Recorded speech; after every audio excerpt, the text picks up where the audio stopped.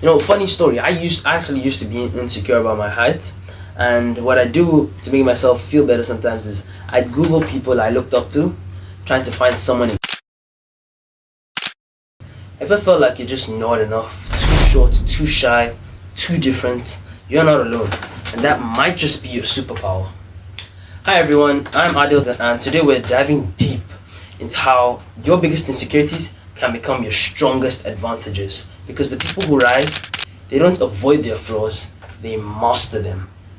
In a world that constantly makes you feel like you're not enough, I'm here to show you how you can turn weakness into not just a strength, but a superpower. Man faces greater suffering in his mind than he does from his environment. The suffering in the environment is merely an extension of the suffering of the mind. The truth is, the things you're insecure about, whether it's your big forehead, your big nose, your short height, your tall height, or your weight, they're scaled out of proportion in your mind. It comes from what you consume online, the people around you, and the standards they set. But here's the truth: no one can make you feel inferior without your consent. Those insults, those harsh looks, they can knock on the door, but they can't get in unless you open it. And too often, we open this door by measuring ourselves using someone else's stick. No wonder we always feel out of proportion, like we're just not the right size, and we never will be. The thing is, it's not about whether others focus on your flaws or not. The flaw, the defect, is perfect because it makes you original, and you were born an original. So don't die a copy. You need to own those flaws. I'm not here to tell you to be yourself, but you need to be yourself because everyone else is already taken. If you're getting value from this video right now, don't forget to like and subscribe. But trust me, we are just getting started. And so you might be thinking, but if you're telling me to embrace my flaws, then what's the point of self-development? Well, there's a prayer that goes, God grants me the serenity to accept the things I cannot change, the courage to change what I can, and the wisdom to know the difference. There are things you can change: your skill level, your fitness, your mindset, your habits. And the things you can't change: your height, your voice, your past, and your looks. And when you're working on improving yourself, you're already on the right track. And when you're improving yourself and you're trying to develop yourself and you look into the mirror, you may not be perfect, but the person looking back at you isn't a loser, but a winner with a long road ahead. And you need to be proud of yourself for accepting the courage that God gave you to improve your situation.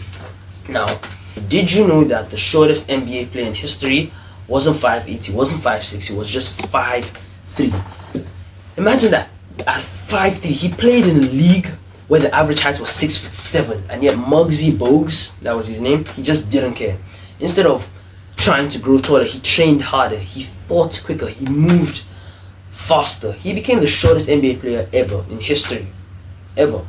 And he's scoring nearly 7,000 points, 7,000 assists, with 1,500 steals in a career over 15 seasons. That's 15 years at 5'3" in the NBA.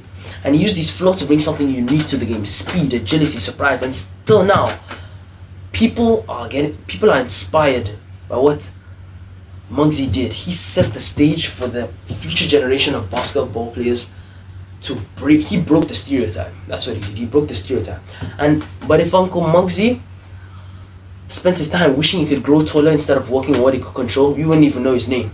So that's the lesson he's trying to tell you. It's not about what you can't change, it's about what you do with what you can. And don't even get me started on Napoleon. Short, but he took over the world. Funny story. I actually used to be insecure about my height. And what I do to make myself feel better sometimes is I'd Google people I looked up to, trying to find someone exactly my height. I mean, I'd scroll through rich people, funny people, strong people, and I tried to look for someone that's exactly my height. Guess the person I ended up sticking with? Bruce Lee. Yeah. If this is me, this is Bruce Lee right here. So,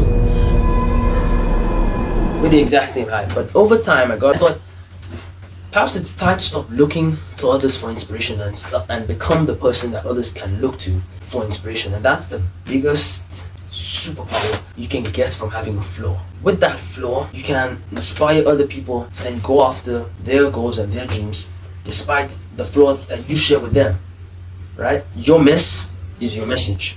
And to know that you've seen how your insecurities can turn into your superpowers, it's time to embrace them and level up. But what if fear is holding you back? Check out my next video on how to conquer fear and become the person who inspires others. Like and subscribe, and click here to watch it.